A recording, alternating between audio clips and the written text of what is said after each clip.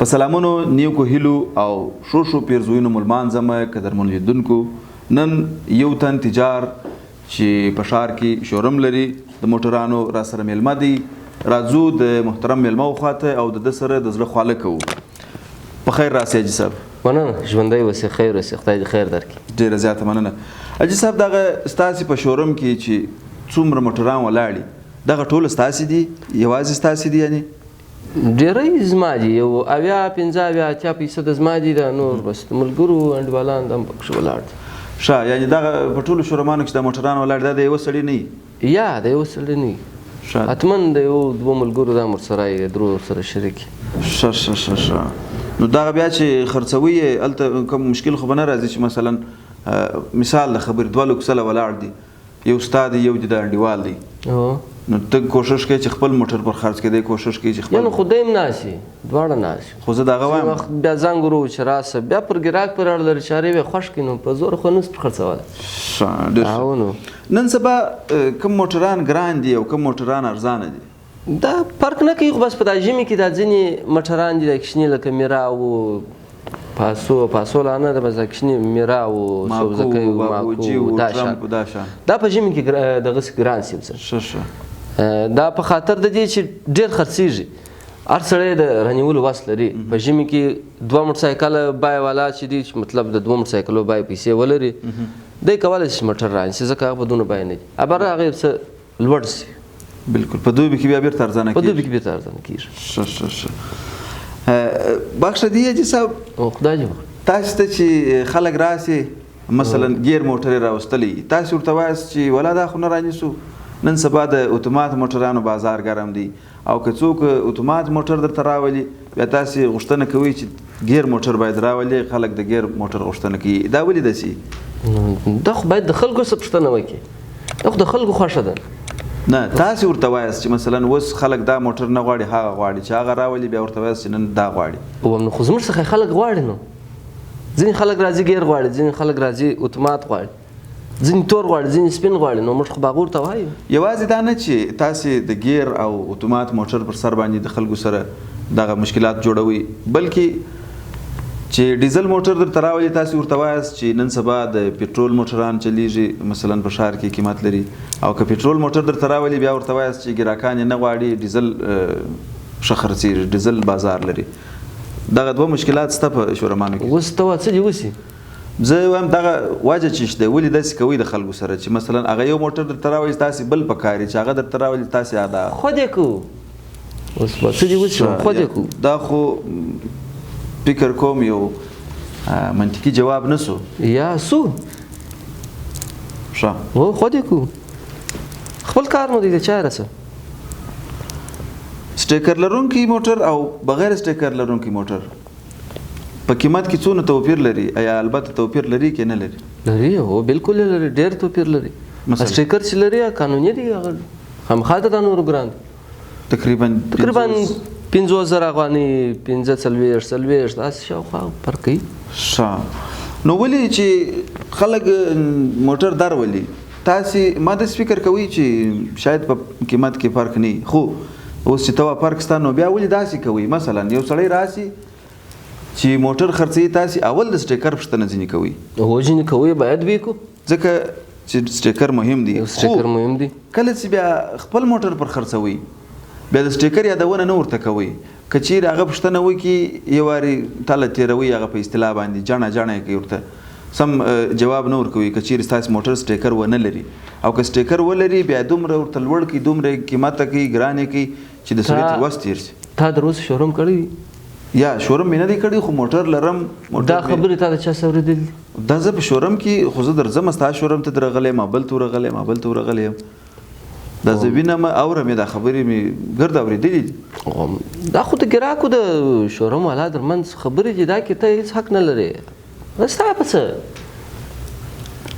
زه وایم خدای نه کرده غاړې مو بندې نسي یا مثلا خلک درڅه ازار نسي یو سړی وایي خلک زما څه نه دي ازار خلک زما په هېڅ صورت نسي ازارېدلی دی چې زما ته شوروم ته راځي دی خالي یوازې دا فکر وکړي چې زه موټر رانیسم زه په ده دا موټر رانیسم نو خلک به زما څنګه ازارېږي دا نو ستاسو کمال دی. کله چې فیسبوک ته د موټر عکسونه پورته کوي د خرڅ لپاره موټر یو رقم وي، خو چې بیا سړی د دوه ته درسي د موټر بیا موټر بیخي هغسې نه ډېر فرق کوي.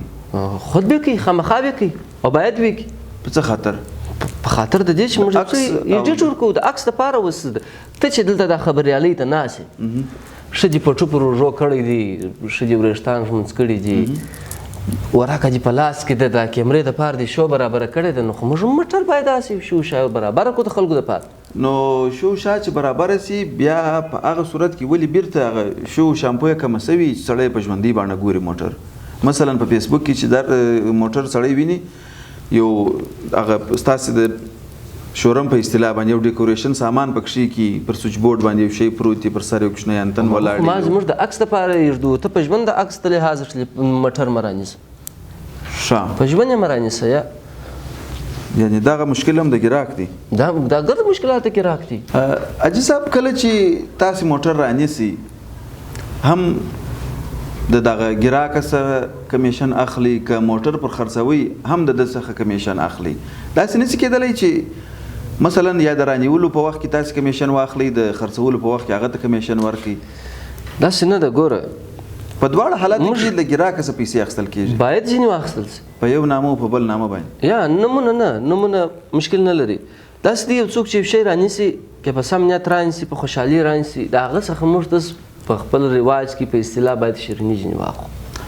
شیریني دپاره خو تاسې شاګردان کښېنولي، شاګرد ته خو هغه به هم یو شی غواړي، نو راوتلي دغه ته یو نه، تاسې شاګرد ته باید معاش ورکړئ او معاش ورکوئ، خو د شیریني په نامه باندې بیا بله شکونګه کوي او د کمیشن پر برابر باندې بیا جلا 5,000 4,000 خلکو ته ګورو. اوس یو سړی راسي ډېرې پیسې خدای ورکړي، په دې کې خو د دغه زموږ د شاګرد حق دی چې دی پیسې ورکړي. نو خو خود یې کوو، ته څونه ډېرې پوښتنې کوې او داسې ناکي ناکي پوښتنې کوې چې ما ته درد راولې. که ته دونه د پوښتنو شوقي یې، سبا سهار 9 بجې 10 بجې چې موږ شوروم ته راوځ، راسه زموږ سره 3-4 مابین کې کښېنه، باره به در وشو. نو خو هغه خلکو په اصطلاح باندې تاسو به هلته ما سره خوله خوله کوي، یعنې تاسو به 4 یاست، زه به یوازې یم. خلاص هر سړی په خپل کار کې رسېدلی دی، هر سړی په خپل کار کې استاد دی. یعنې دغه کمیشن چې تاسې اخلئ دا هېڅ مشکل نه لري، یعنې بد کار نه. دا باید چې زموږ یېري، زموږ خو یېرېږي نه، چې زموږ یېري دی باید راکړي. د 1000 پر ځای باید 3000 راکړي، 2000 راکړي. ښه خیر، په هر صورت حاجي صاحب دغه زما موټر خو هم تا راباندې خرڅ کړی دی.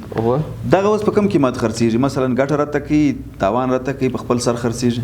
یا ګټه خو نه درته کوي، دا نو خامخا یو 80,000 افغاني او 80,000 در 1 لک پورې دا خالي یوازې تاوان پر راځي. بالکل. نو دا دغه زما موټر چې کوم دی، دغه موټران ټول ارزانه سوي دي 1 لک افغانۍ، که یوازې د زما موټر ارزانه سوي؟ یا یوازې ستا موټر ارزانه سوی؟ څه خاطر؟ دا ماشین ګړبی کوي. ښه، نو د دې ماشین تا خو بیا نه دی لیدلی چې ما ستا سره نیولی دی، نو ماشین یې تا څه مال ولیدي؟ خو په هغه وخت کې لا کوئ. ښه، یعنې دا موټر چې تا ما ته راکوئ خراب و؟ یا خراب نه و، بس د ماشین یې ګړبی کوي. عوارض یې درلوده؟ و.